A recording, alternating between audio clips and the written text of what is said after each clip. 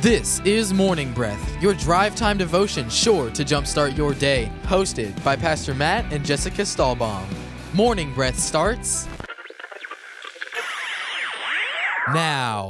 Hey, welcome to Morning Breath, your drive time devotion sure to jumpstart your day. I'm Matt, and this is Jessica, and we're talking about Ruth chapter 1. Yeah. Let's do it. We're going back to the Old Testament. We were just in the book of John. Now we're in the book of Ruth, and it's exciting. I love flip-flopping back and forth. Yeah. Because in the Old Testament, every story whispers Jesus' name. And side note, the best children's Bible ever is called the Jesus Storybook Bible, in my opinion. It's a good one. And the tagline of it is every story whispers his name. It's amazing. So if you're looking for a kid's Bible, that's my book recommendation. Yeah, it tells the Bible in story, like short stories. Yeah. So it is like read to your really little kids, and it is a supplement, the actual Bible. But it's amazing. It's one of my favorite. I mean, I cried reading that. I learned so much. I was like, Jonah, right? And the whale? Yeah. Jonah was in the belly of the whale for 3 days, which is a type and shadow of Jesus being in the grave for 3 days. What? It's crazy. I love it so much. That's It's awesome. good. That's it's good fun. stuff.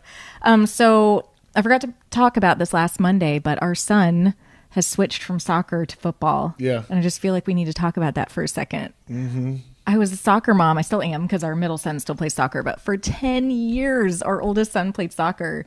And then a couple weeks ago, he played football, his first football game. He's playing for Rockledge High, and which is crazy because that's where you went for 2 years but didn't graduate from there. But I went for all 4 years. I did graduate from high school. He did, yes. I switched to Merritt Island. Yes, of course. But I graduated from Rockledge High. And so to go to the fields, we showed up and I'm like, the last time I was here, I was graduating from high school. Oh my gosh. And now I'm watching my son play football here. What is happening? So anyway, He did awesome for his first game. He did so good. I mean, I'm so proud I of would have been so nervous. him. They were playing Coco on their first game. Yeah. And it was like, whoa, Coco? I mean, they're always tough. Oh, yeah. So there's He's a big so rivalry, brave. too, between Rockledge and Coco. It was fun. Yes. You know what else is going on is we are letting everybody know some incredible new things that are happening at East Coast Christian Center. And that is we are one step away from starting our building project in Vieira. We own the land cash, and we are ready to go. We are just literally taking our end of the year legacy offering that will go towards the start of the building. And so it's really exciting, all the things that God has done through this building project. We really bought the land last February 2019. Wow. And so we bought the land. And we bought it. We were able to buy it cash because of giving, because people were like all in, and it's been amazing. But through the process, we've had some incredible savings. In fact, when we went to buy the 5 acres, we had property shopped another 5 acres that was literally identical, and it was the same size in the same part of Vieira. I mean, everything was the same. And the offer for it was $1.9 million. We actually paid $575,000 for this other piece of property. It was like, whoa. So, I mean, right away, the Lord just came through with some incredible savings for us right there. Through the process of building, we've had just all the beginning stuff. We've been saving. I mean, we've probably saved another maybe $500,000 in discounts. Yeah. Where people have just said like, hey, we're gonna do this, we're gonna step Charge in you less, and or charge pay us for less that. or pay for this. Yeah. People have just stepped in. Not to mention, people have been giving generously all along. Yeah. So, man, it's incredible. It's exciting. Yeah. What else do you want to say about happen. It's just going to happen before we know it. You know, we're going to be like, we've been portable. We started East Coast Vieira, the Vieira campus, in the movie theater when it was the Rave movie theater in 2000. When was it? What are you asking when we started? Yes, It was I can't exactly remember. 8 years ago. Yes, 12. 2012. I was like, what is it? Because our daughter was born in 2011. She was 3 months old when we started it. So I was like, wait, was it 2011 or 2012? 2012, we've been portable since then. And it's going to be like, we're going to look back at that and it's gone like that, like it's been hard work, but it's been incredible. And now we're in the high school. If you want to join us, if you're looking for a church home, we'd love to have you join us at Vieira High School or in our other locations at East Coast. And you can go to our website, eccc.us, to find out all the info. Yeah. This is a big step for us, and we're taking up an offering on November 15th and November 22nd. So just be praying and see what God would speak to you about that. If we know lots of you don't go to East Coast, and that's totally fine. We're not asking you to not give to your church. We're not asking you, to step away from that. In fact, when you guys who go to a different church, when you're doing something, we're going to step in with you. We're going to love and support you. The Bible says that when one person is suffering, we all suffer. And we all know what that feels like these days. But the Bible also says when one person is honored, we'll all rejoice with them. We will rejoice with any church growing, with any church moving forward, with any church stepping into some new wonderful things. We will rejoice with them, with you, because we are one big old church. But, just be praying that God's people are blessed, because the church only grows when the people are blessed, when the people are growing. And so you want to be a part of that, you can go to our website, eccc.us, hit the give link. But just be praying for the whole thing. We know God has provided this land. We know that he's provided everything to do it. Yeah. Now it's just time to step up and get rolling. Yeah, it's exciting. So we're starting a new book, like we said today. It's the book of Ruth. And in my Bible, it's the Amplified Translation. And Joyce Meyer has commentary in here. So at the beginning of every book, she writes the author, the date, and a little synopsis of what to expect in the book. So I just want to read these before we start. The everyday life principles, the things that we can expect to see and learn in this book while we're in it for the next few days.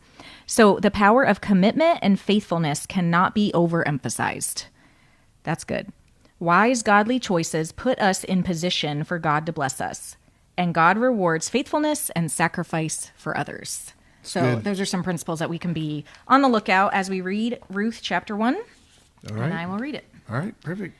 In the days when the judges governed Israel, there was a famine in the land of Canaan, and a certain man of Bethlehem in Judah went to live temporarily in the country of Moab with his wife and his 2 sons. The man's name was Elimelech, and his wife's name was Naomi, and his 2 sons were named Mahlon and Chilion. They were Ephrathites from Bethlehem in Judah. They went to the country of Moab and stayed there. Then Elimelech, Naomi's husband, died, and she was left a widow with her 2 sons. They took wives from the Moabite women. The name of the one was Orpah, and the name of the other was Ruth. They lived there about 10 years, and then both Mahlon and Chilion also died, so the woman, Naomi, was left without her 2 sons and her husband. Then she set out with her daughters-in-law to return from the country of Moab, for she had heard in Moab how the Lord had taken care of his people of Judah in giving them food. So she left the place where she was living, her 2 daughters-in-law with her, and they started on the way back to the land of Judah. But Naomi said to her 2 daughters-in-law, "Go back, each of you, return to your mother's house. May the Lord show kindness to you, as you have shown kindness to the dead and to me. May the Lord grant that you find rest, each one in the home of her husband." Then she kissed them goodbye, and they wept aloud. And they said to her, "No, we will go with you to your people in Judah." But Naomi said, "Go back, my daughters. Why should you go with me? Do I still have sons in my womb that may become your husbands? Go back, my daughters, go, for I am too old to have a husband. If I said I have hope, and if I actually had a husband tonight and even gave birth to sons, would you wait until they were grown? Would you go without marrying? No, my daughters, for it is much more difficult for me than for you, because the Lord's hand has gone against me." Then they wept aloud again. And Orpah kissed her mother-in-law goodbye, but Ruth clung to her. Then Naomi said, "Look, your sister-in-law has gone back to her people and her gods. Turn back and follow your sister-in-law." But Ruth said, "Do not urge me to leave you or to turn back from following you, for where you go, I will go, and where you lodge, I will lodge. Your people will be my people, and your God, my God. Where you die, I will die, and there I will be buried. May the Lord do the same to me as he has done to you, and more also, if anything but death separates me from you." When Naomi saw that Ruth was determined to go with her, she said nothing more. So the 2 of them went on until they came to Bethlehem, and then they arrived in Bethlehem. When they arrived in Bethlehem, the whole city was stirred because of them. And the women asked, "Is this Naomi?" She said to them, "Do not call me Naomi," which means sweetness. "Call me Mara," which means bitter. For the Almighty has caused me great grief and bitterness. I left full with a husband and 2 sons, but the Lord has brought me back empty. Why call me Naomi, since the Lord has testified against me, and the Almighty has afflicted me?" So Naomi returned from the country of Moab, and with her Ruth the Moabitess, her daughter-in-law, and they arrived in Bethlehem at the beginning of the barley harvest. Amen. Good chapter. Ruth is an incredible good book of the Bible. Yeah. It is. It's short. which I do like short books because I'm not a big, reader. I can't read for hours like you can. I can't read 100 books in 1 year like you can, but I can read a lot of short chapters and short things. And it packs a punch all too. day I can just read little short things. And so it packs a punch. What did you see in this? In verses 1-6, and I'll read just verse 6, it says, "Then she set out with her daughters-in-law to return from the country of Moab, for she had heard in Moab how the Lord had taken care of his people of Judah in giving them food." So Naomi and her husband, Elimelech, they left the land of Bethlehem in Judah because there was a famine, and they went to go find provision elsewhere. And when I read verse 6 and I see that there was still provision in Judah, it just made me pause and wonder, to be like, was it right that they had left to go find provision elsewhere? Like, did they have the word of the Lord to do that? It doesn't say that they did. It says that the people in Judah where they had left were provided for, to the point where they had heard of it, all the way in Moab, to the point where when Naomi lost her husband and sons, went back there for provision, back to the place of her homeland. And I see so many things here. I see we have to be so careful that when things look hard, like a famine looks hard, are we released to leave? Or are we supposed to stay and believe God and trust God for provision? Like, that's number one. And number two, if they were not supposed to leave, they left, they went to Moab, bad things happened, but also good things happened. Like Romans 8:28 says that God works all things together for the good to those who love him and are called according to his purpose. So even when we do, maybe, I'm not saying Elimelech made a mistake, I'm just postulating that maybe he did. Maybe he made a mistake and he left prematurely. Maybe he gave up. Maybe he left in fear and was like, I have to go find food for my family, and I don't believe that God's going to provide for me here. If he did go outside of quote unquote the will of God, God still provided for them, for Naomi. God still brought good out of the story. Yes, bad things happened, but there is still good in this story. And spoiler alert, Ruth ends up getting together with a guy named Boaz, and they have a son, and that son is in the lineage of Jesus Christ. So all in all, God can work all things together for the good. But I don't know, I just had so many questions about that. Yeah, it's complicated because, Elimelech, of course, he died. And if he was that disobedient, he died, and all his, his son-in-laws and sons and everyone died. And in the most horrible situations, God still worked it out. Yeah. And he saved Ruth, and he saved Naomi, and he saved the sister. And here's something that I want to kind of just add to that is this thought that how do we get blessing in the middle of chaos, in the middle of terrible things? And when we look at a diamond is formed under pressure. A diamond is formed in the ground under intense heat and intense pressure. It ends up being pure carbon. And under crazy amounts of heat and crazy amounts of pressure, you get a diamond. And, imagine your life has diamonds in it in certain places. Most of those incredible gifts have come from a lot of work, a lot of pressure, a lot of challenges. Think about children, giving birth to a child. I don't know if there's any more pressure that someone would have to feel in their body to give birth to a child. And under that immense amount of pressure and pain, life is born. And, what are blessings that we all love to have blessings that are easy. And we all like to look at people's lives and say, man, they have it easy, don't they? But we're not paying attention to the decades of work they've put in of this. They finally have realized all of their work and all their preparation and all their hard work, and now it's finally they got the opportunity, and now they're successful, and now their business is growing. But you didn't see the 12 years of school they went through, and the 4 years of college, and the 3 failed businesses, and learning how to use new technology and failing at that, and making investments that failed, and making mistakes. And so here's the thing: when you want to find a diamond, you got to go through pressure, but you actually have to dig in. So now imagine in my life right now, I've got a few diamonds hidden I got to get in the dirt and I got to start digging. I actually have to get down and begin to look and say, all right, Lord, where are these hidden diamonds in my life? And I got to get dirty. I got to get down on my hands and knees, and I got to begin to dig, and I got to spend time and effort to even find these blessings in my life. And if you don't know the full story, Naomi and Ruth and everyone goes back, and Ruth gets blessed by meeting Boaz. And they're going to talk more about this tomorrow in Morning Breath. But here's the thing is that Ruth had to get down in the dirt and pick up wheat and grain and work. And she suffered. And she actually had to get down in chapter 1 and follow her mother-in-law away from her home to find her blessing. Everything she knew. Everything that she knew. The blessing was back in Jerusalem. The best blessing was back in Israel. The blessing was back under the hand of God. It wasn't in Moab. It wasn't in this area. And she had to say, all right, I'm going to go. I'm going to dig in. I'm going to go find it. I'm going to go for it. And that's where that blessing comes from. You want diamonds, you got to dig. You want blessing, you got to go through some pain. You got to go through some work. Talent isn't enough.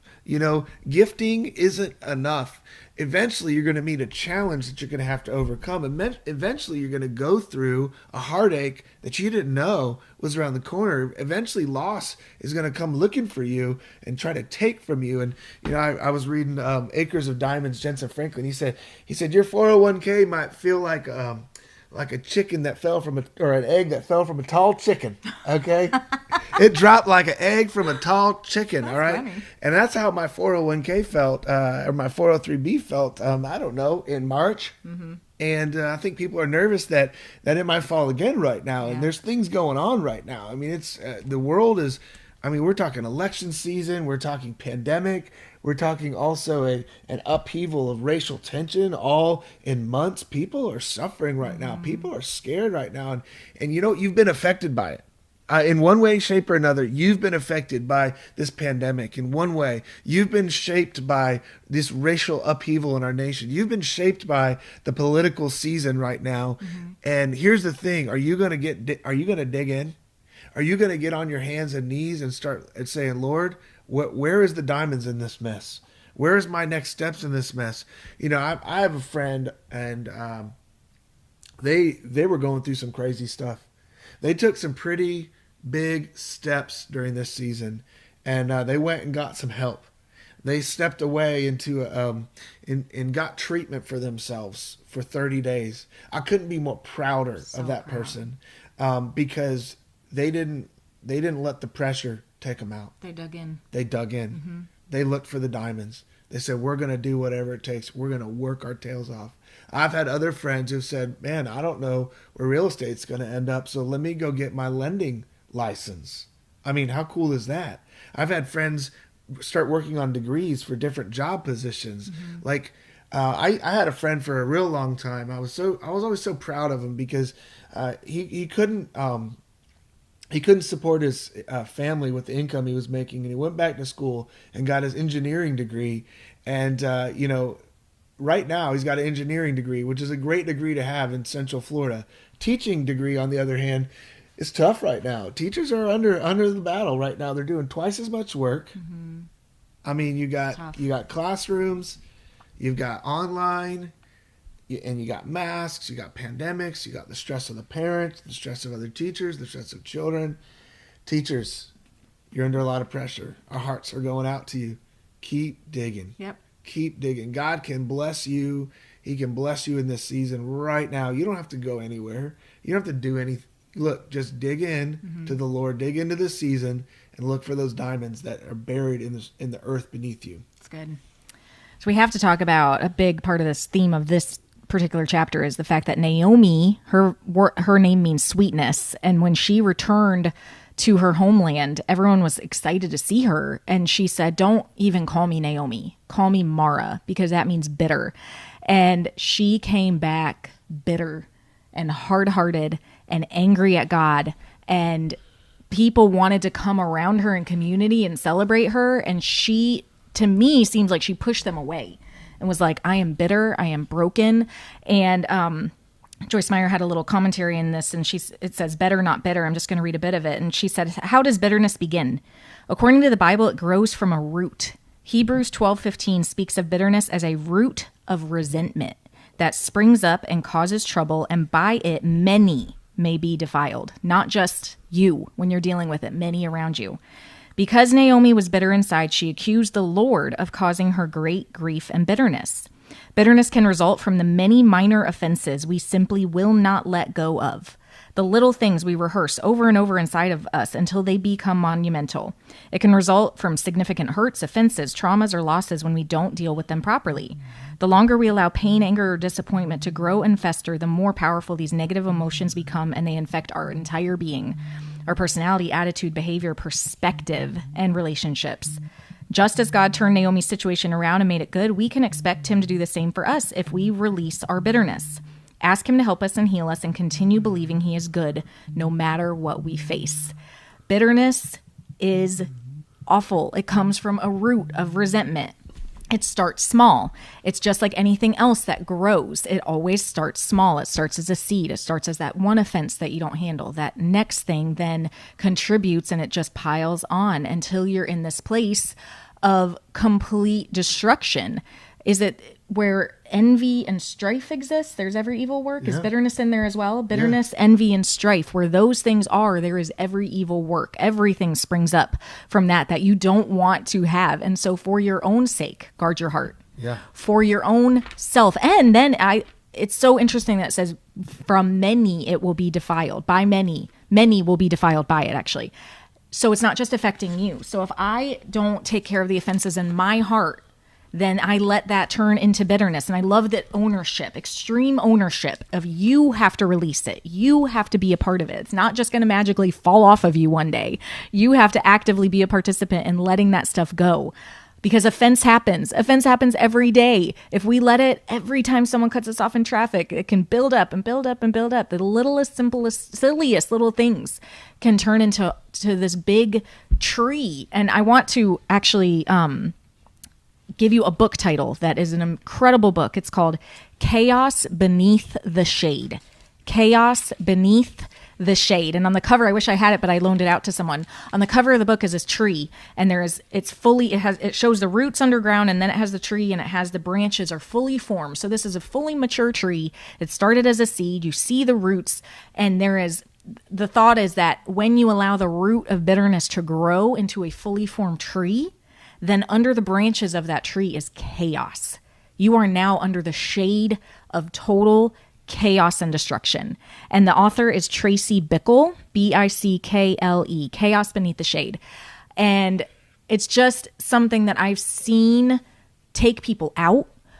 I've also seen the enemy try to use it in my life with my parents' divorce, with other, just crazy things that happen to you in your life. Like things happen, and I fight to forgive. I fight to release. I fight to guard my heart, because I know and I've seen the chaos that comes when you don't. That's so good. I'm reading here in Hebrews chapter 12, verse 15. It says, I want to read verse 14 first, actually. Pursue peace with all people. That's how you combat bitterness. Pursuing peace with all people, and holiness, with which out no one will see the Lord. Looking carefully, lest anyone fall short of the grace of God, lest any root of bitterness springing up cause trouble, and by this many become defiled. The root of bitterness will spring up into a tree, and it will defile many people. And in fact, you begin to short circuit the grace of God in your life when you live with the root of bitterness.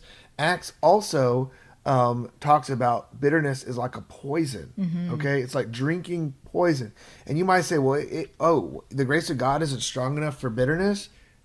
Okay, it's a yes and no. And the yes is this: you are rejecting God's grace in your life if you're actively poisoning yourself, and not pursuing peace with people, not willing to forgive people, living in envy, living in strife, constantly putting that seed in the ground. But when you release that seed, the grace of God can evaporate and eviscerate all of the stuff that bitterness is causing. Yep. Okay, and so it's a yes and no. It doesn't nullify the grace of God, permanently. It doesn't nullify the grace of God in the picture of eternity, but in the moment of you actually walking out in the principles of the grace of God, and in the precepts rather, and the action of the grace of God, it will stop that. Because you won't do it. You won't go through it. And what I do, I love what you're saying about that, because at the end of the day, if Naomi's bitter, but Ruth is not. Ruth is like, I will leave my land, but I love this. She's like, I will follow you, and we're staying together through the process. Yeah. So although Ruth left, she didn't really leave, right? She stayed with her family. Yep. She stayed. She may have left kind of a physical location, but she stayed. And here's the thing. Don't leave the family of God. Don't leave the community of the Lord. You may need to leave locations, and even in your heart in a figurative way, but don't leave the house of God. And that bitterness will be taken care of. That is the sound. Oh, there it is. That is the sound of Morning Breath being over. All right. Thanks for being a part of this, and we'll see you next week. Yes. Goodbye. Thank you for listening to Morning Breath from East Coast Christian Center. We hope to see you at one of our locations this weekend. For additional information, such as service times, events, and more, please visit us at eccc.us. Thanks, and we hope you have a blessed day.